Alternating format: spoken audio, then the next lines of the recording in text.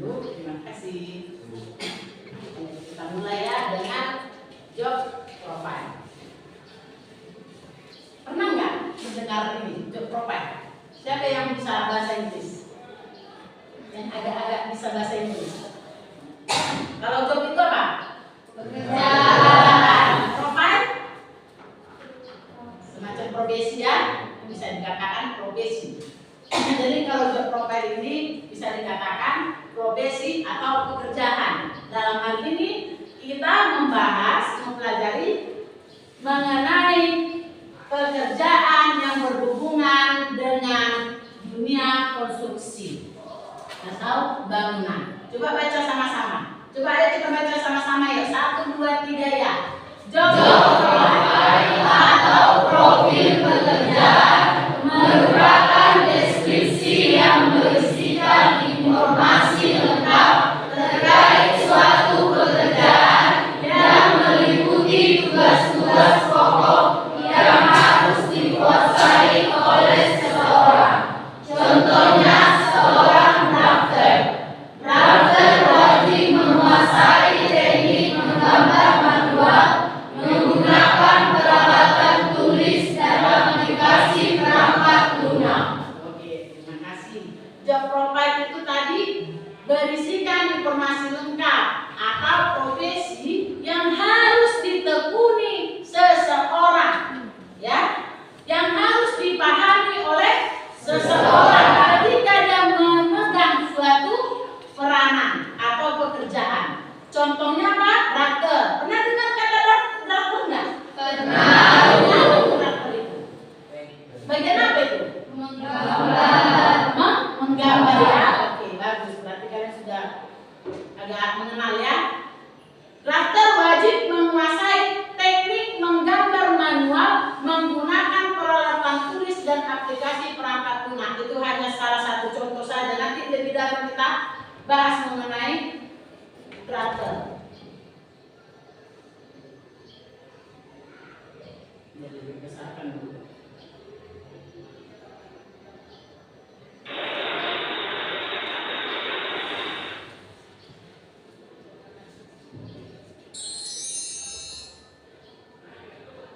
Ya, yang pertama itu adalah project manager. Nampak kan? Apa ya? Bapak sedikit lagi ya.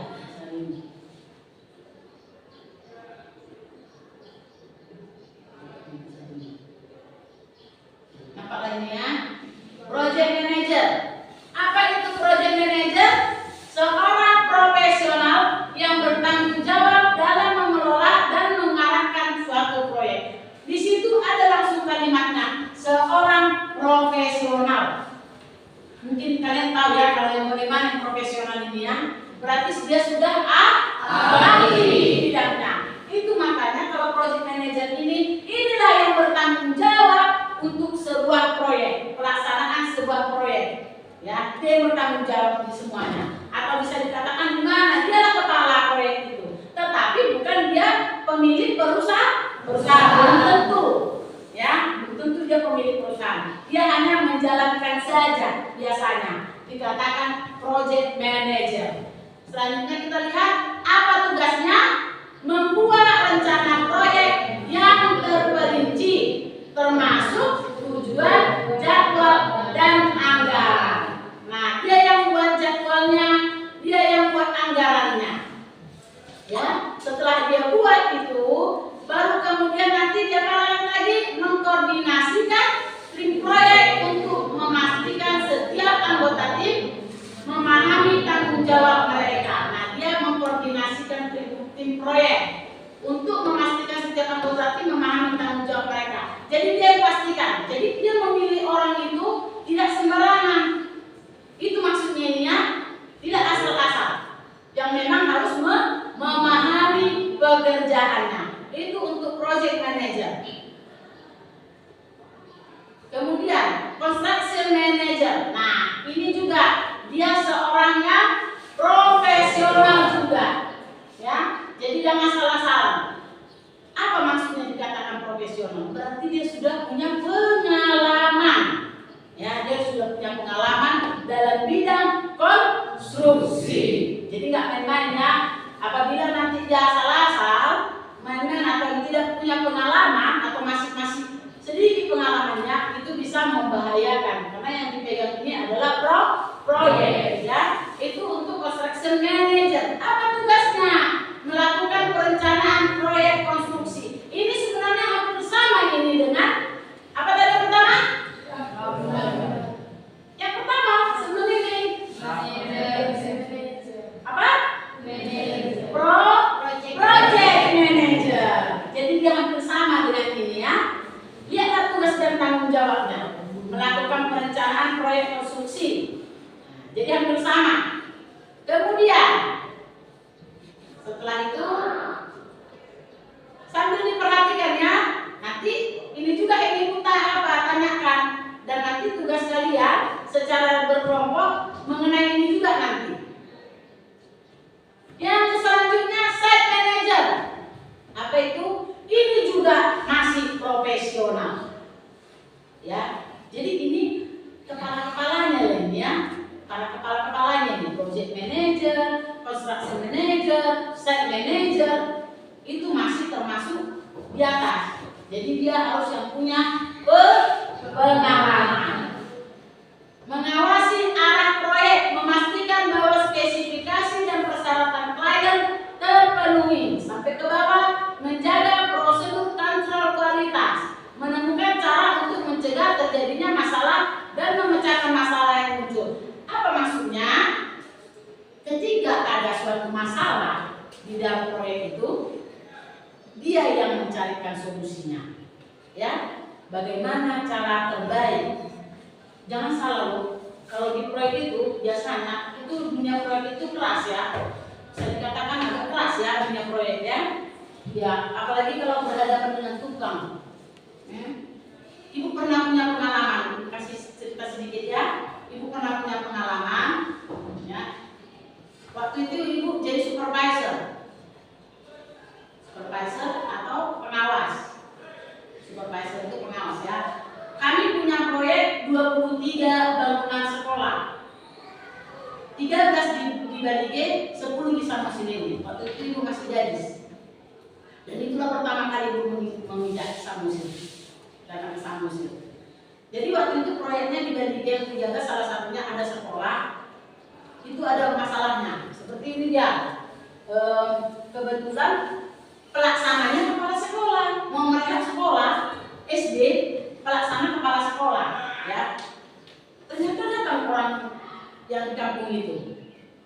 Nah, pemuda-pemuda di situ atau orang tua, mereka bilang gini, nanti kalau proyeknya udah mulai jalan, hasilnya dari kami ya, katanya. Mereka kan penduduk setempat, hasilnya dari kami ya, katanya.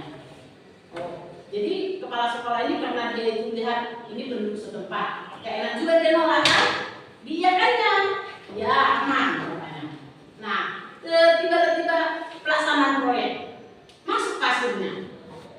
Datang ibu, kebetulan ini jauh sekali karena kebetulan ibu di situ konsultan pengawas, bukan di kontraktor, konsultan pengawas. Ya, supervisor untuk konsultan pengawas. Ibu lihat di situ hasilnya. Ternyata tidak semua pasir sesuai atau cocok untuk bangunan. Kalian sudah praktek belum? Sudah ada belum praktek memilih batu? Belum ya? Jadi tidak semua pasir bisa cocok untuk bangunan. Jangan salah, ya. Pasir yang di Danau Toba itu belum tentu bisa untuk bangunan. Karena apa? Karena dia banyak mengandung kaca. Kalau dia ditimpa matahari kan bersinar itu. Bukan masuknya kaca-kaca kayak gelas itu, tetapi dia ada unsur-unsurnya seperti kaca gitu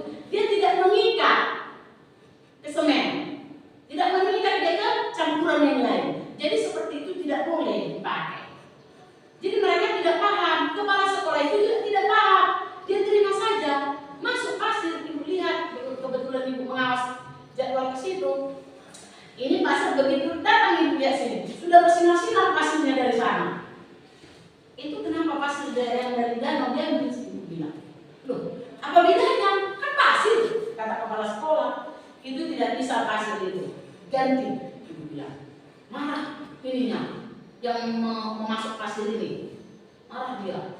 Terus dia camnya kepala sekolah, karena di kepala sekolah jadinya dia, karena ibu bilang kan ganti, tidak boleh pakai pasir itu.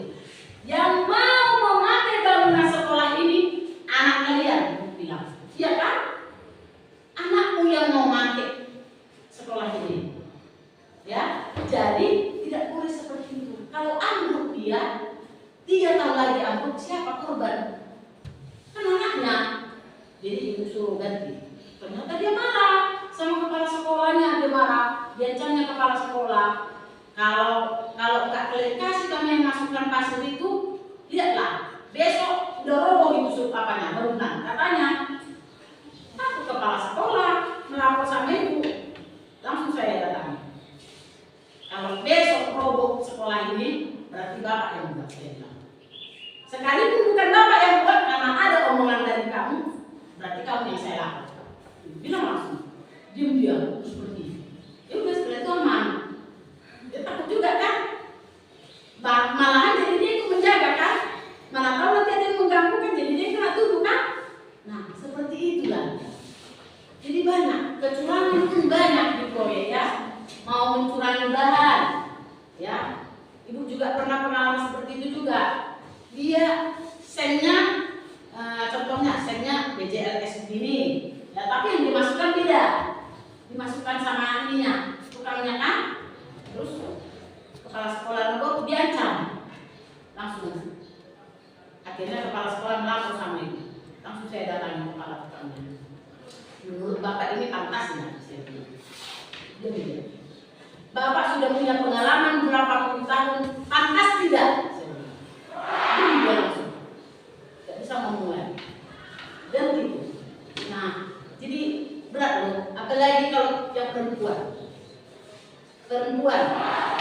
Kita perempuan banyak yang meragukan kemampuan kita. Tapi kalian jangan kecil hati ya. Kalau memang kalian punya pengalaman, punya kemampuan, pengetahuan, tidak ada yang berani menyepelekan. Ya, dan untuk laki-laki juga begitu. Jangan karena kalian lihat partner kerja kalian nanti perempuan, kalian sepelekan. Tidak boleh ya. Ya, belajarlah yang baik. Itu tadi site manager. Ya, jadi dia harus bisa mencari solusi terhadap masalah yang timbul di proyek. Kemudian ini supervisor structure.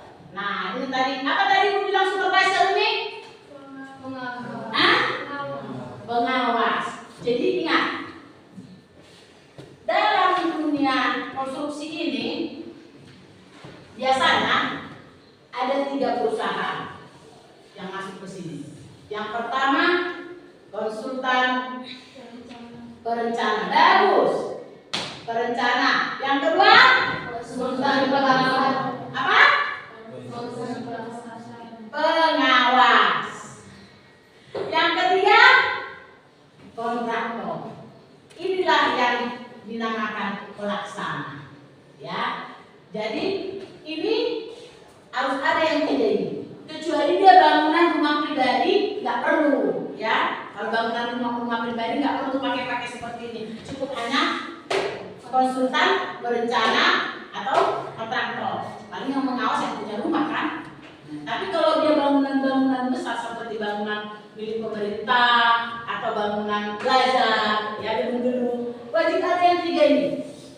Jadi belakangan ini ada keluar peraturan bahwa kalau ada satu bangunan, ya gedung, ketiga-tiganya ini tidak boleh satu perusahaan, harus berbeda tiga-tiganya.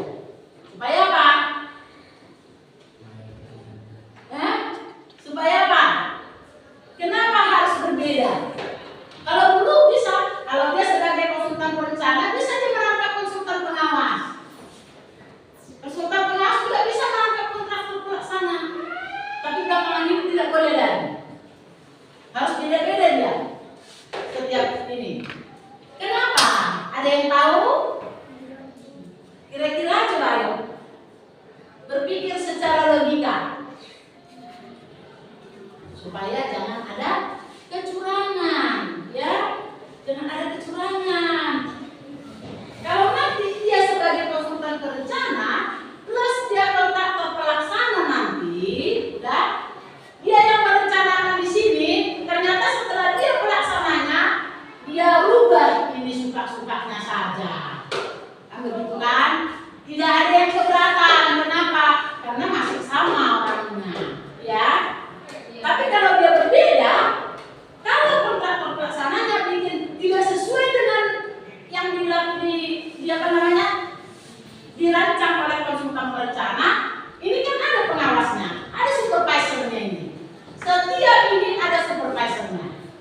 konsultan perencana ada supervisornya, program pengawas ada supervisornya, kontraktor juga ada supervisornya. Jadi bisa aja dalam satu proyek itu 3 supervisor dari 3 perusahaan yang berbeda, bisa, ya. Dan ini biasanya nggak boleh kompak mereka, nggak boleh kompak, karena nanti terjadi kong kali kong kata orang Medan. Apa itu? Kerjasama kecurangan. Jadi nggak boleh, ya. Itu dia supervisor structure. Dia tugasnya, dia mengatur pekerjaan para staf pelaksana. Dalam hal ini siapa staf pelaksananya? Ayo. Yang diatur oleh supervisor ini siapa? Lebih kuat belum?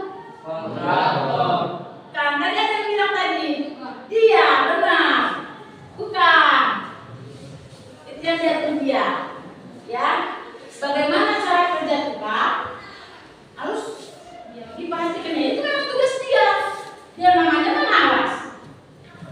Ya, harus sesuai dengan perencanaan. Itu untuk supervisor. Tapi lihat coba pengertiannya ini. Adakah di sini dibilang profesional?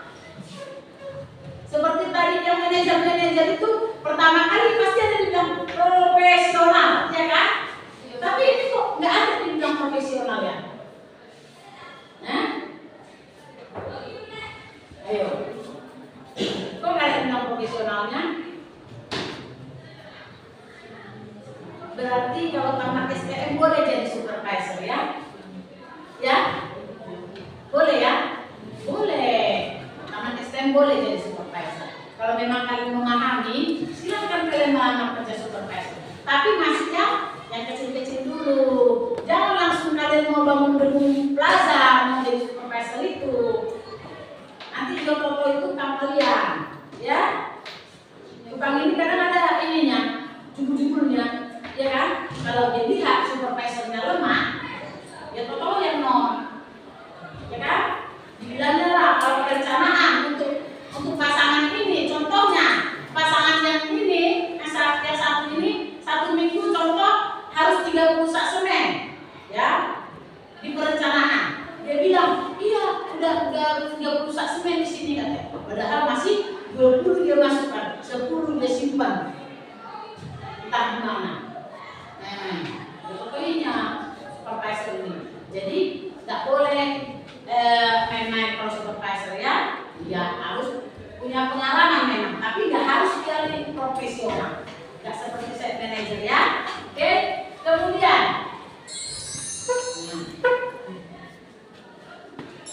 sebelumnya ya tadi site manager ke supervisor.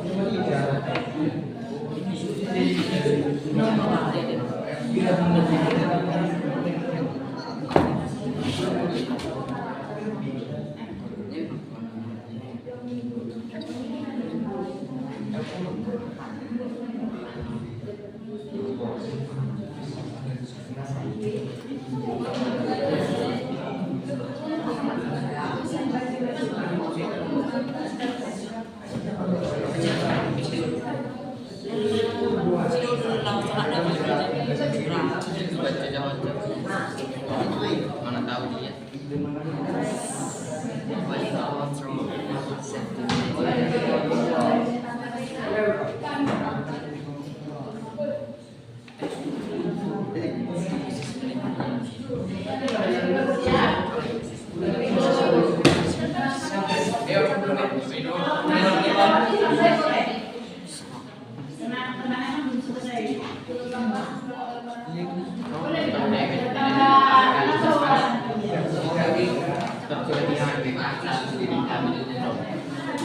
Sampai menunggu kemana yang sudah selesai boleh disampaikannya.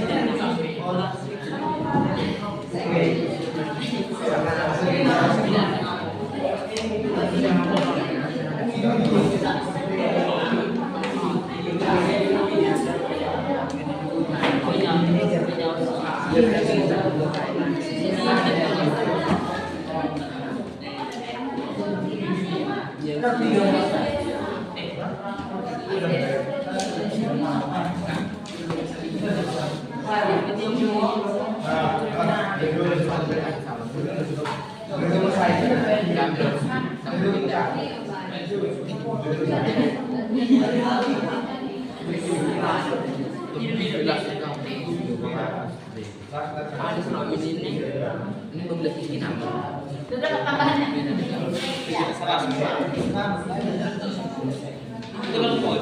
Berapa? Iya, semangat.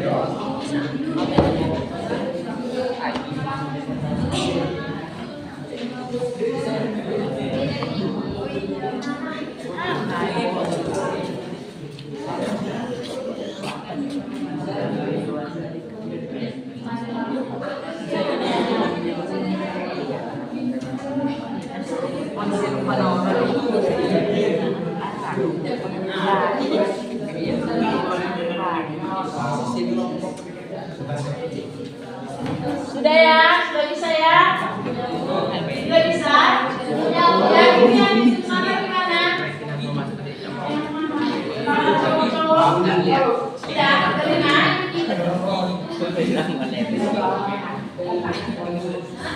Ayo, salah seorang teman yang mengumpulkan ke depan. Salah satu temannya. Satu aja. Satu orang.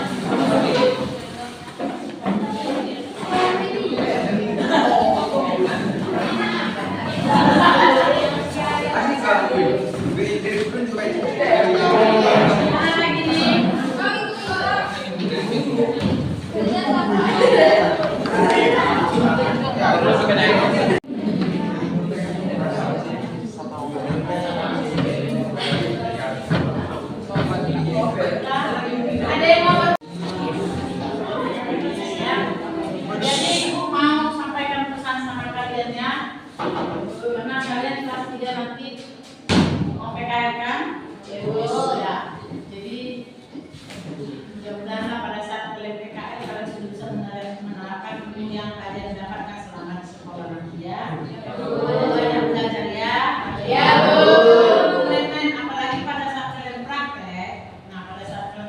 seriuslah.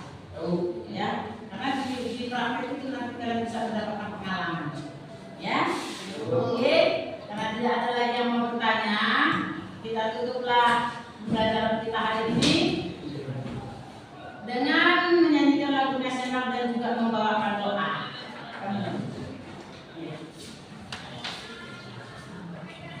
Masih ada apa?